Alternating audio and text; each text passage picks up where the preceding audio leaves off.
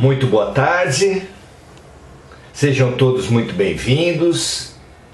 É o nosso momento, é o nosso cantinho, é o nosso espaço, a nossa pausa espiritual, nosso momento de confraternização, de integração, de congregação, de comunidade. Exercitamos a unidade, vivemos como unidade, estudamos como unidade, nos propomos a nos melhorar como unidade. É a comunhão para muito além do rito religioso. Buscamos aqui a comunhão total. Se estamos longe de alcançá-la plenamente, colocarmos-nos a caminho já é maravilhoso. Que assim seja com todos nós. Hoje viemos pensar na nossa trajetória, num ponto especial da nossa trajetória que intriga há muito tempo os estudiosos, a alma humana, porque todas as pessoas praticamente que se colocam a observar a evolução dos seres, a trajetória, o caminhar da humanidade,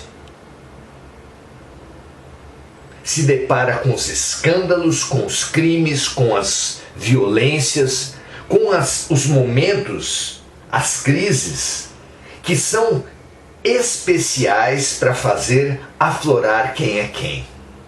As crises têm uma função muito especial como provação. Quem é você quando ninguém está olhando?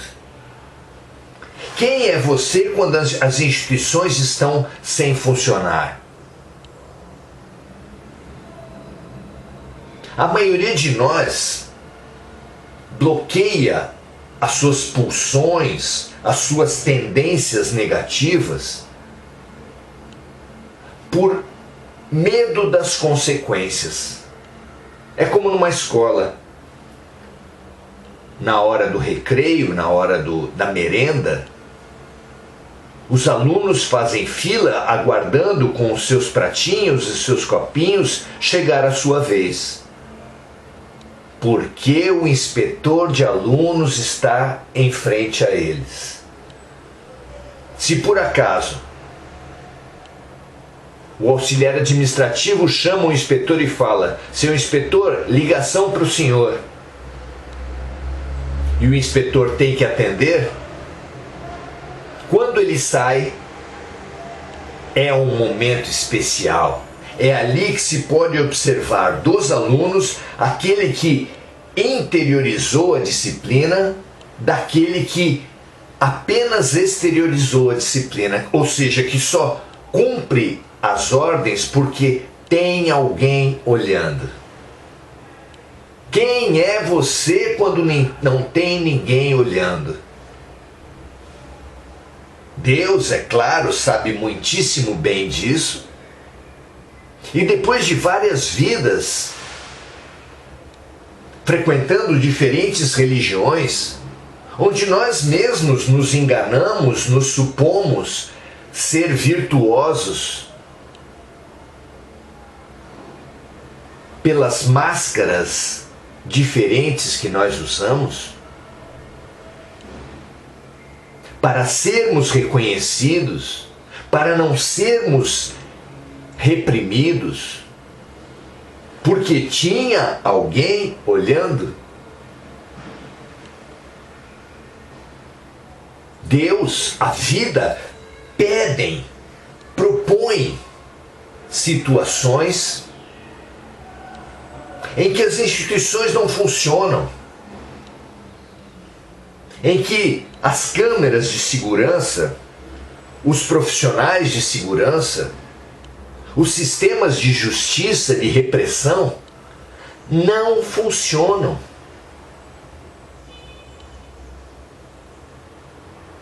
E historicamente nós sabemos que é nesses momentos que a verdade de cada ser se apresenta, ou seja, são esses momentos por excelência que funcionam como provação. Não é à toa que todos os profetas,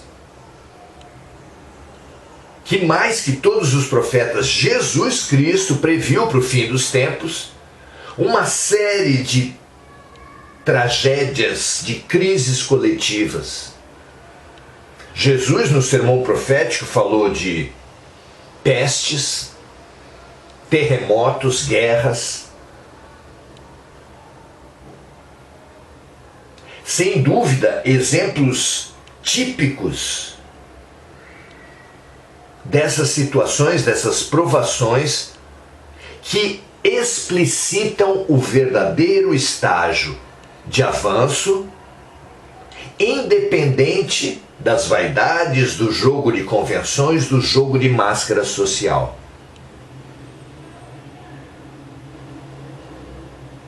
A pandemia não mostrou quem é quem?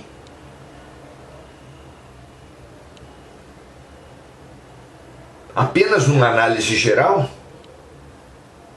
grupos de agentes públicos e privados,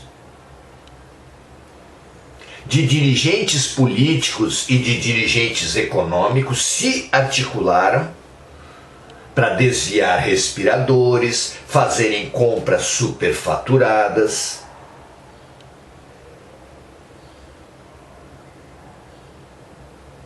Especularem com máscaras e insumos. Em suma,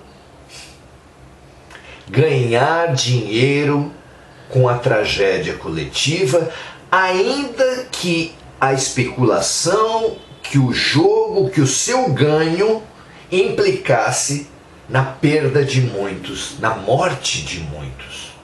Isso não mostra quem é quem? Num outro ambiente,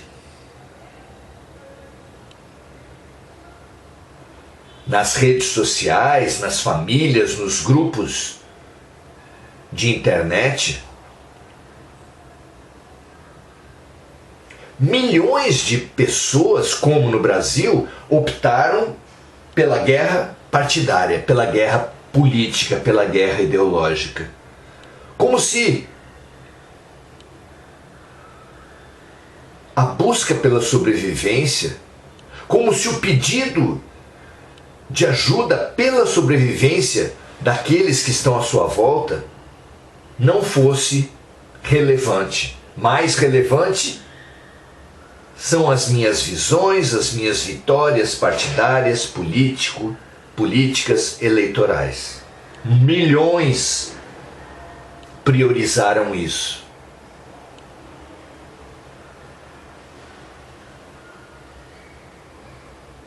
Outros explicitaram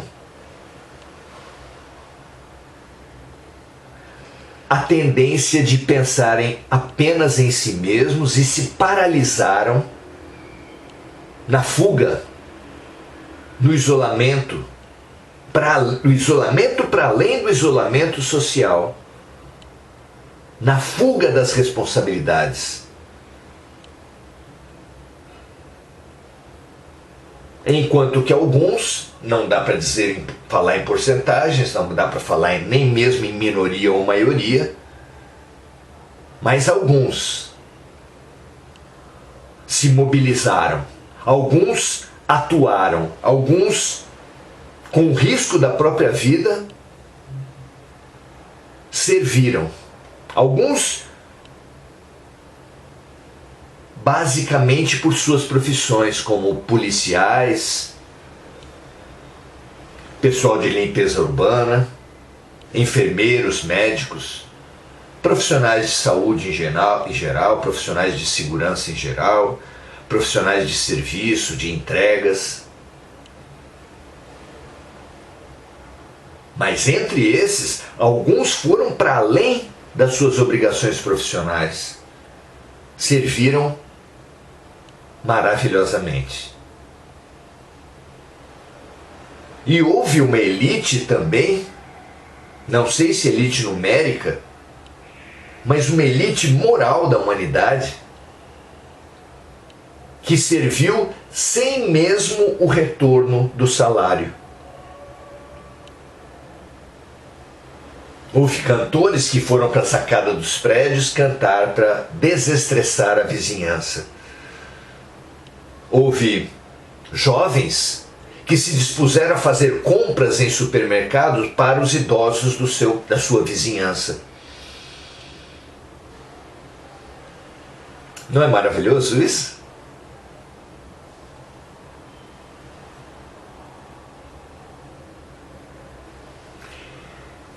A provação, a crise, o momento em que as instituições se desestruturam, no momento que as amarras e os controles sociais e coletivos se desarticulam, é que explicita a atitude individual, o estágio individual de cada ser. Momento precioso para quem precisa. Como a terra, como a coletividade precisam saber, para além dos discursos, dos rótulos, das pretensões e das arrogâncias, quem realmente incorporou o bem. Lembro sempre de um instrutor espiritual de grande hierarquia, Sanzio, que foi perguntado por André Luiz, se não me engano no livro Ação e Reação, que era o bem e que era o mal. E agora na pandemia isso ficou muito claro, disse Sanzio. O bem e o mal, os bons e os maus querem apenas o bem. Todos querem apenas o bem. Que é uma resposta surpreendente. Não é? O que difere, disse o instrutor, o bem do mal, os bons e os maus, é que os bons, o bem, quer o melhor para todos, sem prioridade. Sem primeiro eu, depois os outros. Sem primeiro os meus e depois os dos outros. O bem coletivo, o bem geral. Enquanto que os maus, os egoístas, são aqueles que querem sim o bem, mas de si mesmos, no máximo dos seus. O corrupto quer o bem dos seus. O ladrão quer o bem dos seus. O egoísta, o agressivo,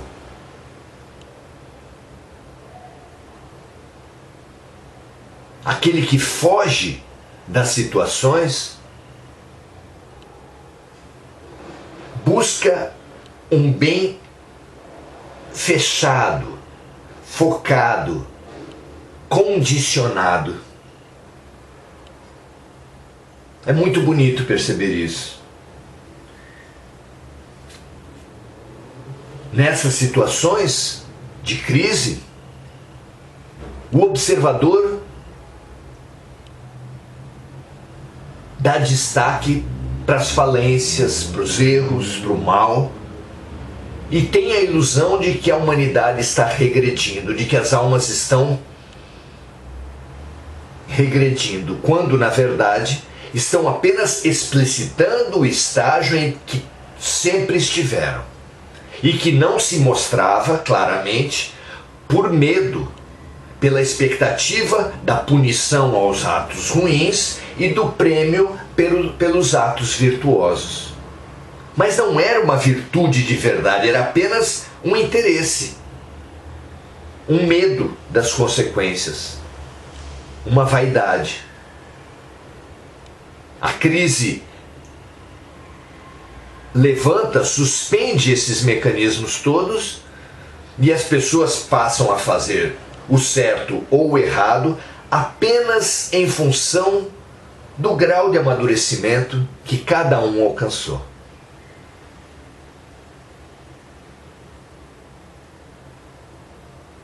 É por isso que os Espíritos revelam que ninguém volta atrás, como aqui nós vamos estudar. A aparente volta atrás é apenas o abandono das máscaras, das pretensões, das arrogâncias, para que o ser assuma a sua verdade, a sua condição verdadeira. Estamos na hora da verdade, em que tudo que estava oculto vai ser colocado à luz. Foi o que previu Jesus. Essa é a hora da verdade. E nós que ainda estamos em sala de aula, e nós quando sobrevivemos às primeiras provas, estamos indo diretamente em direção das outras provas, precisamos ter essa clareza. Precisamos firmar em nossas mentes, em nossas almas, o porquê fazer o bem. Firmar em nossas almas a alegria de ser útil, de servir. Firmar em nossas almas o contato corriqueiro, cotidiano, direto com a nossa consciência. Para muito além das nossas relações, das nossas vaidades, dos nossos medos, das nossas buscas por recompensas. Buscarmos o bem pelo bem. Mais que buscarmos, mais que estudarmos o bem pelo bem, praticarmos o bem pelo bem. Qualquer alma lúcida se dedicará a partir de agora. Na verdade, tem se dedicado já há alguns anos à busca desse bem pelo bem na sua realidade cotidiana. Não fazer o bem esperando que os outros vejam. Não fazer o bem enquanto tem alguém olhando. Não fazer o bem esperando as recompensas ou não fazer o mal com medo das punições. Fazer o bem pela realização, pela alegria, pelo prazer de fazer o bem.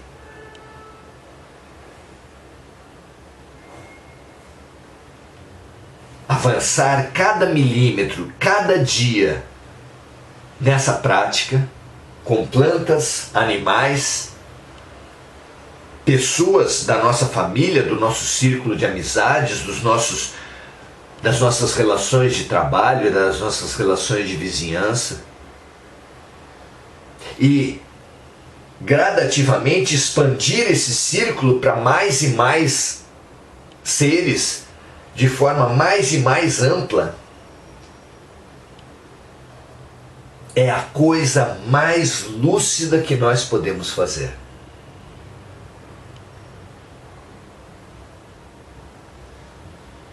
Os mais lúcidos de nós, a partir de anteontem. Os menos lúcidos, a partir de agora. Tendo nós, é claro, a certeza de que alguns terão tão pouca lucidez que nem mesmo com o alerta de hoje se dedicarão a essa prática do bem, a essa alegria de ser útil, a esse exercício por desamarrar-se, por desenvolver-se das correntes do egoísmo, do egocentrismo, do orgulho, da vaidade.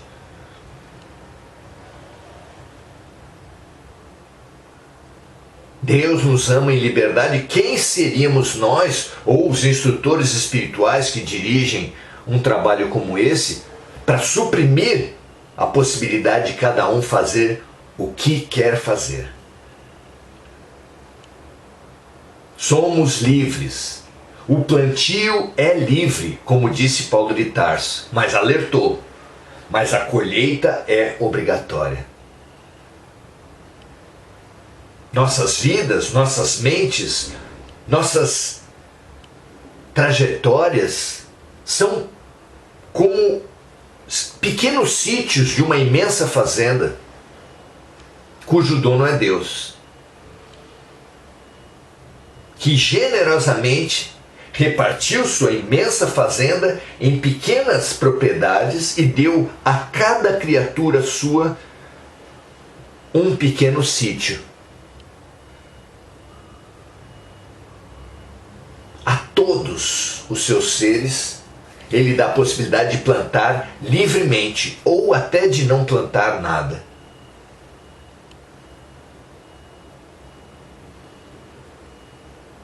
Mas visando o seu desenvolvimento, visando a sua responsabilização, o seu crescimento em responsabilidade, e responsabilidade é exatamente responder pelos seus atos.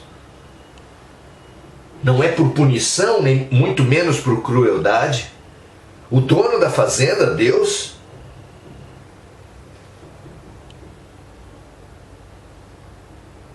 trará a cada um a colheita do seu plantio ou do seu não plantio, de forma que aqueles que plantarem espinhos, para que os seus vizinhos não, visando unicamente que os seus vizinhos não o invadam, tenham um sítio de espinhos. Para aqueles que priorizaram o plantio de árvores para ter dinheiro, que tenha um sítio rico, porém não comestível.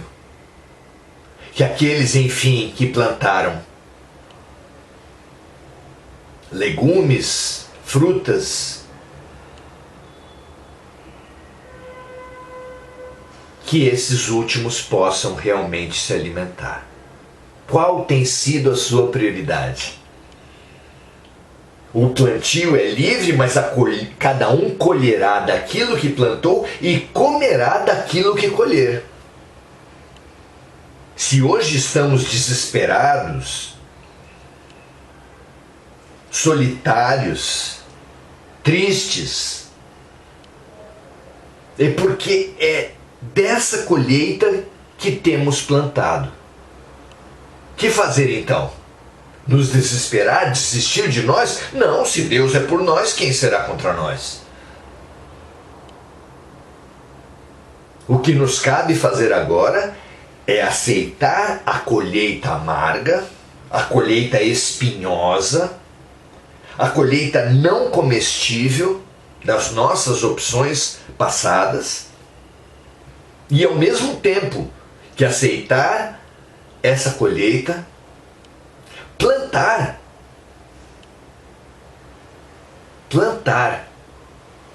as melhores sementes, das mais nutritivas criaturas vegetais que nos garantirão o futuro. Gostava de repetir, Chico Xavier, uma frase linda: ninguém pode voltar atrás e fazer um novo plantio, mas todos nós podemos e devemos plantar bem agora para nos destinar a uma ótima colheita no futuro. Maravilhosas essas ferramentas de aceitação e de assumir a responsabilidade sobre as nossas vidas. O que você acha dessas tarefas? Não são luminosas? Diga aí o que acha. Vamos então saudar nossos amigos. Deixa eu ver se eu consigo hoje, de vez em quando, o Face nos tira essa possibilidade.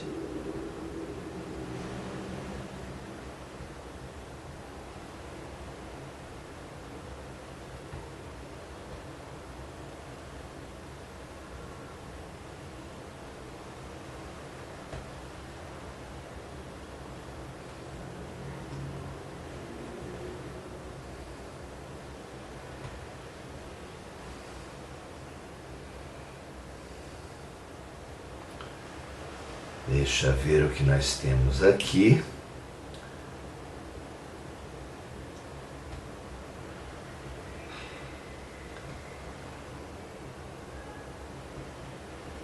Bem, é isso. Então, hoje não saudaremos especificamente os amigos, as amigas, mas fica a nossa saudação a todos esses que assistiram esse momento ao vivo, os que assistiram como gravação, e uma saudação especial para aqueles que entenderam a importância do alerta de hoje e compartilharam. No milagre da multiplicação dos pães, o compartilhamento começa com Jesus remetendo os pães a Deus. Continua com Jesus partilhando os pães de Deus e passando adiante. E continua com cada um dos discípulos, depois os amigos dos discípulos, depois os amigos dos amigos dos discípulos numa corrente imensa, imitando Jesus e partilhando, partilhando e partilhando. Bem-aventurados são aqueles que partilham e servem mesmo com fome, porque eles se destinarão e destinarão todos os demais à fartura, à saciedade, à boa colheita.